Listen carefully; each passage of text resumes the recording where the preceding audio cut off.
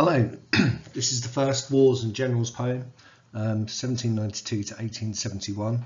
So it's a poem about some of the main generals with their wars and battles between the French Revolutionary Wars up until the Franco-Prussian War.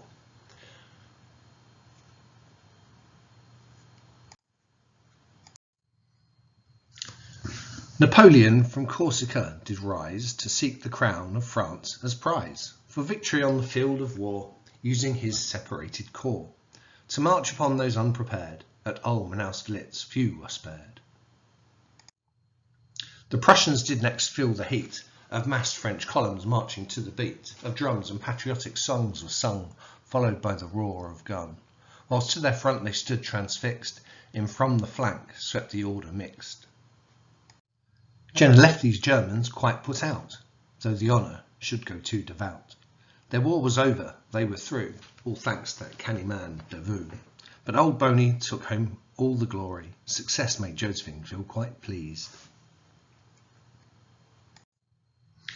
But as time went on, Napoleon did fail, as his grand strategy did entail, to cut off Britain from her trade. Spain and Russia did he invade. Whilst his armies left in Spain just bled, the one in Russia froze, starved, dead. Spain also gave Britain a chance to lead the French a merry dance, as Wellington chose his battleground and developed tactics that were sound. Against column in lines his men were set, with rapid volleys and the bayonet.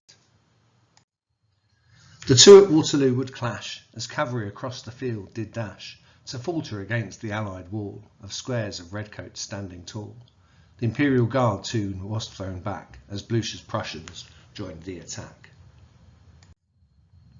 So in the end, the numbers told. Napoleon in tactics had been bold, but when too many foes do hit together like some flies round some leftover food, he could curse and scream quite frantic, then live out life in the mid-Atlantic. The Crimean War does little good for learning war as generals should. Know how to give an order clearly that doesn't cost the nation dearly, as light brigade husbands and sons charged against the wrong Russian guns. The other nations were no better. The French commander wrote a letter. Warfare he felt he hadn't mastered. He really was a useless general. At Inkerman, Russia's hopes did bog, as generals got lost in the fog.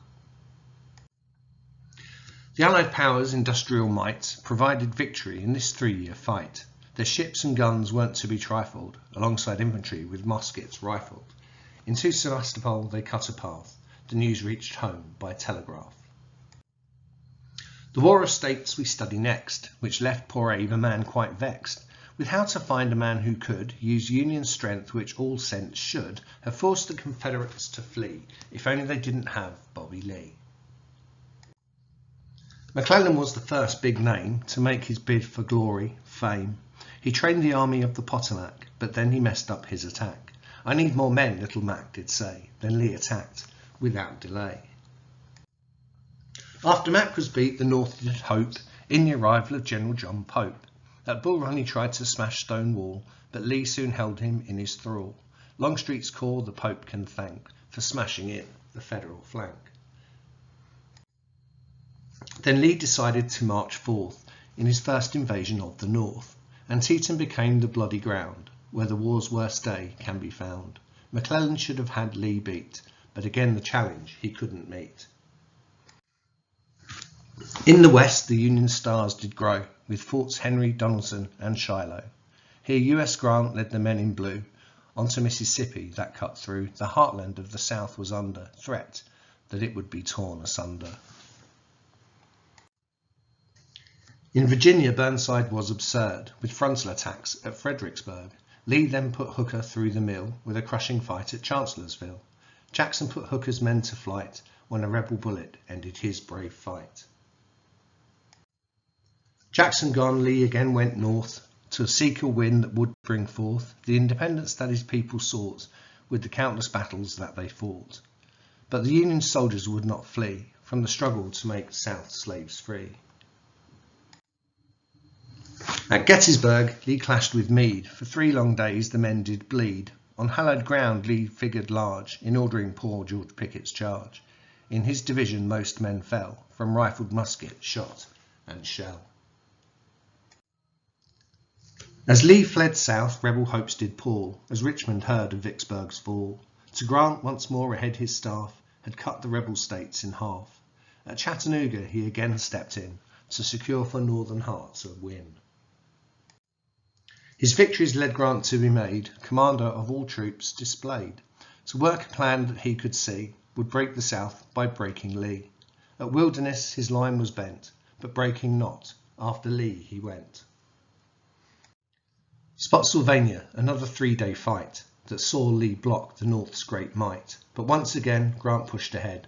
Cold Harbor saw many Union dead, until from Grant Abe Lincoln heard that Lee was trapped at Petersburg. Out west Will Sherman led the North. Towards Atlanta he set forth, to break Joe Johnson, who he faced, until by Hood Joe was replaced. Atlanta's defences then did crack, as Hood could only think attack.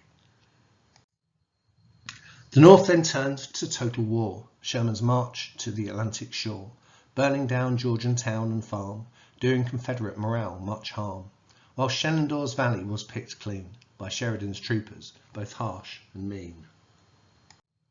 In early 1865, the Northern troops again did strive to push old Lee from his position by continuous shell and harsh attrition.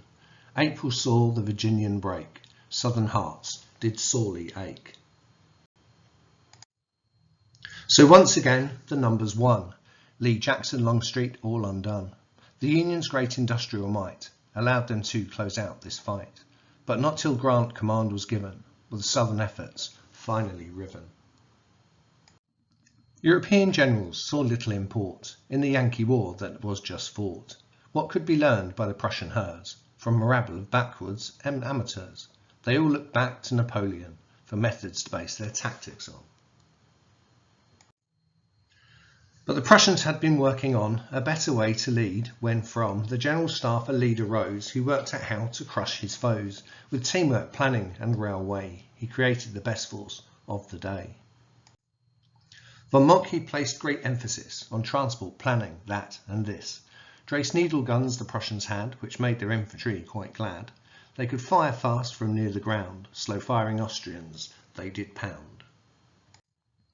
At Königgrätz the armies met, the fate of Germans would be set by Prussian skill and Habsburg folly, as the close-packed columns received a volley. Whilst the Austrians had the better guns, the Prussians proved the better Huns. Then on to face the French he went. Von Moltke, it appears, was bent on striking down old Boney's heir, a contest that was far from fair. Whilst Prussian staff had made a plan, the French relied on their élan. The Prussian guns turned them to flan. The war was lost then at Sedan.